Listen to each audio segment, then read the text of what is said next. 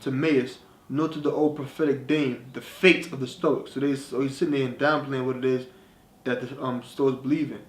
So they were actual rivals, which the Latins call providence, nor to that round, burning, revolving deity.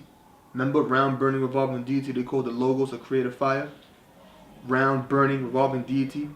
The world, which some endowed with sense and understanding, because those are called Logos, which means word or reason. These are the prodigies and wonders, not of inquisitive philosophers, but of dreamers. Cicero on the nature of the gods. Now it says, I'm going to jump up, it says, no fate but what we make. A discussion of the details of Terminator 2 was far beyond the scope of this blog, but composites made from two scenes of that movie form a good frame for discussing a subject of critical importance. On the key observations of the heart, at the heart of Epicurus' philosophy was the same proposition that Sarah Connor carved into wood just before she set off to change the ship of the future. Another character explained the thought in words that might have been spoken by Epicurus himself. The future is not set. There is no fate but what we make for ourselves. So now you can look and understand who would have been able to believe what it was that the Apostle Paul was saying, and who wouldn't have been able to believe it. So they believed that there was no fate. Nothing was fated to happen. It was all free will, going back to the swerve, and going back to how our souls just made out of atoms. And just go back to the universe. So it ain't no fate. It ain't nothing predetermined. There's no judgment. There's no retribution. And there's a quote by Epicurus, right? If you just type in Epicurus quote on death, this will pop up. It says, death does not concern us, because as long as we exist, death is not here. And once it does come, we no longer exist. So we're here right now, death ain't here. And then when death finally comes, we no longer here either. So what's the point of fearing death? Okay, so they wasn't going to believe in some type of great judgment. Okay, let me go down. It says, because he hath appointed a day in which he will judge the world in righteousness by that man whom he hath ordained, Yahushua, whereof he hath given assurance unto all men, and that he raised him from the dead. So Paul spoke about the resurrection. Most High raised him from the dead. And when they heard the resurrection of the dead, some mocked. So some of them was mocking, some of them was talking shit. Well, let's see who could have been talking shit. The Epicureans. Remember, the Epicureans believed that upon death, your soul, which is made out of atoms, is just dispersed throughout the universe. So when they heard about resurrection, they're like, this nigga crazy. This guy has his damn mind. And the Stoics is like, wait a minute, conflagration. Everything's supposed to be destroyed in a certain period of time. Everything is supposed to be destroyed. Okay? Matter of fact,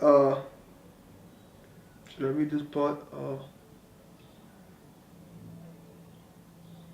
that's basically, I shouldn't have to go back to this one, to this document. So I'm going to read this again. In fact, I'm going to go to after I make mention of this. It says, though I'll go back to it now, because I didn't get you to read this document about the conflagration of the Stoicism. This is www.ourcivilization.com. The physical doctrine of the Stoics was no less positive. It was monistic. There was only one substance, one physis, underlying all phenomena, whatever. It was materialistic. The gods, human minds, even emotions, and the qualities of objects were all bodies, all corporeal or material beings. But it was at the same time rationalistic. Physis is often referred to by the name of God, and often identified with reason. Thus, though everything that exists is asserted to be material, everything that occurs is held to be directed by rational purpose. Most curiously of all, it was also held that the universe which came to being out of a divine fire, everything came to being out of this divine fire according to the Stoics, was a long period of time to be reconsumed into a cosmic conflagration, a cosmic fire, a cosmic blaze. Thereafter to repeat identical cycles forever, meaning everything was going to happen identically after this great conflagration would occur. That's what I wanted to go back to in verse 31. But going to verse 32, it says when they heard the resurrection of the dead, some mocked. Why did they mock? Because the Stoics believed in conflagration. There's going to be a point in time when everything's going to be destroyed and everything's going to come back in together and repeat itself. But the Stoics believe the human soul is composed of very fine and smooth atoms that are dispersed at death. If they're not held in by the body, meaning, wait a minute, when you die, your body is made out of atoms. And these atoms just become dispersed into the universe after you die. So what the hell you mean? It's resurrection. So they was mocking them. Like, I don't believe in that. Like when Polite came up and the elder Tahar spoke about the kingdom, and Polite said, "Kingdom? What kingdom? Now this shit getting crazy." You know what I'm saying? That's what he said. I think it's part 4, part 5. He said, "Kingdom? What kingdom? Now this shit getting crazy." Just like back then. You know, those are back in the days of consciousness guys. When the Apostle Paul mentioned that, they was like, this guy out of his damn mind. It says, some mocked, meaning some was talking shit, and others said, "We'll hear thee again in this matter." Just like now, people come up, "I'm going to come back." And then a lot of times they never come back. And it says, "So Paul departed from among them. Howbeit then certain men clave to him," meaning certain men joined unto him, for certain men believe. Certain men clave to him and believe. Not actually grabbed them, but they clave to him. In other words, they clave to Paul and his teachings and believed. Among to which was Dionysius the Areopagite. Let's look up this Areopagite. What does that mean?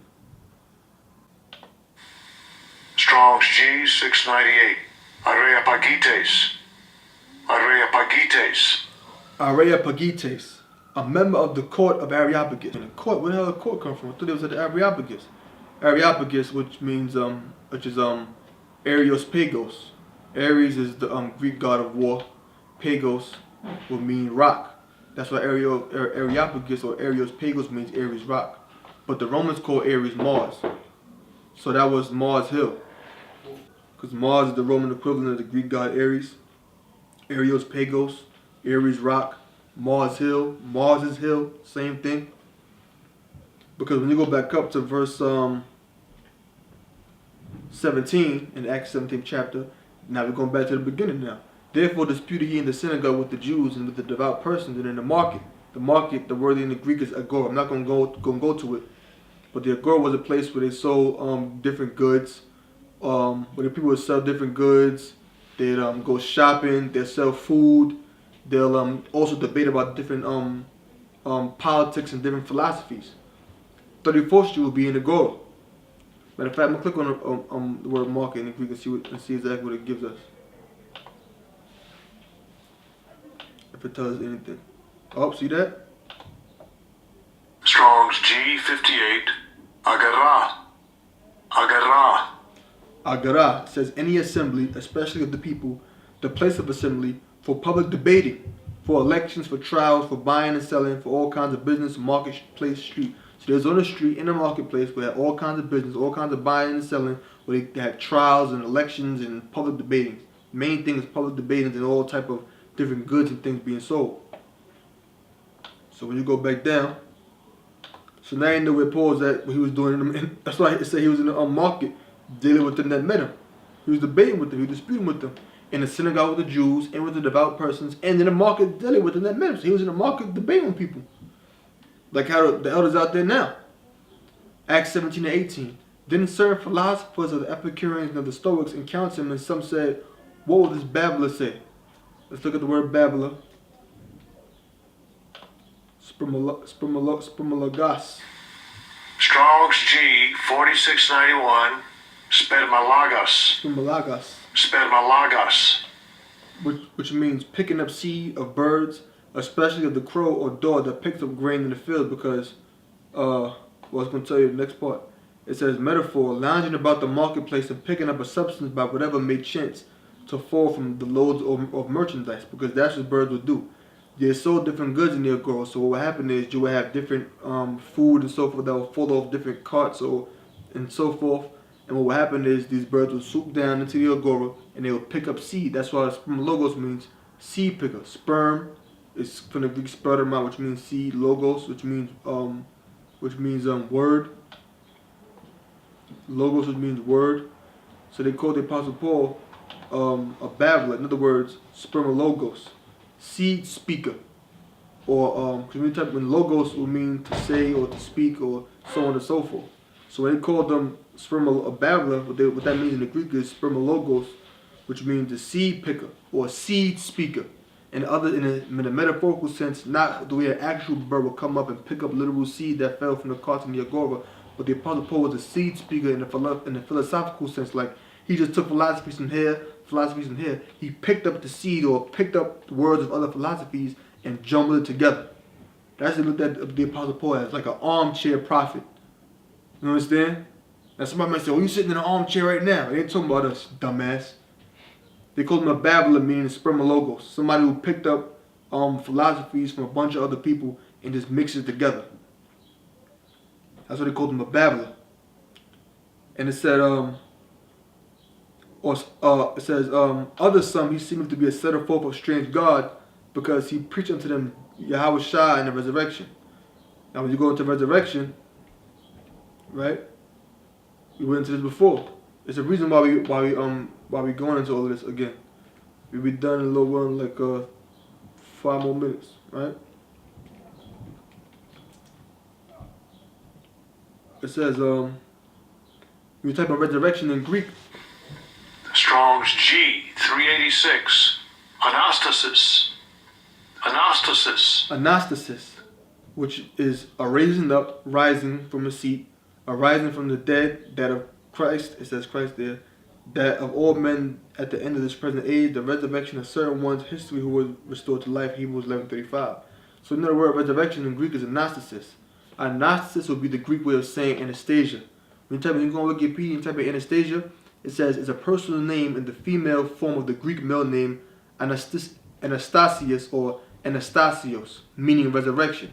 So you had a male name Anastasius or Anastasios, and the female form was Anastasia, or in the Greek Anastasis. So when he said a resurrection, remember Paul spoke Greek. So when he said resurrection, he said Anastasis. So they say he's speaking about strange God because he spoke of Yahweh Shah in the resurrection. Or he said Yahweh Shah speaking of the actual resurrection, but in Greek you have to say Anastasis, which was an actual person's name. So he said he's speaking of strange gods, Yahweh Shah and Anastasis. But not Yahweh Shah and Anastasis as in Yahweh Shah and this goddess, or Yahweh Shah and Anastasius, or Yahweh Shah and Anastasios, as in Yahweh Shah and this god, or Yahweh Shah and this goddess, but Yahweh Shah and Anastasis in the sense of Yahweh Shah and the act of him being resurrected.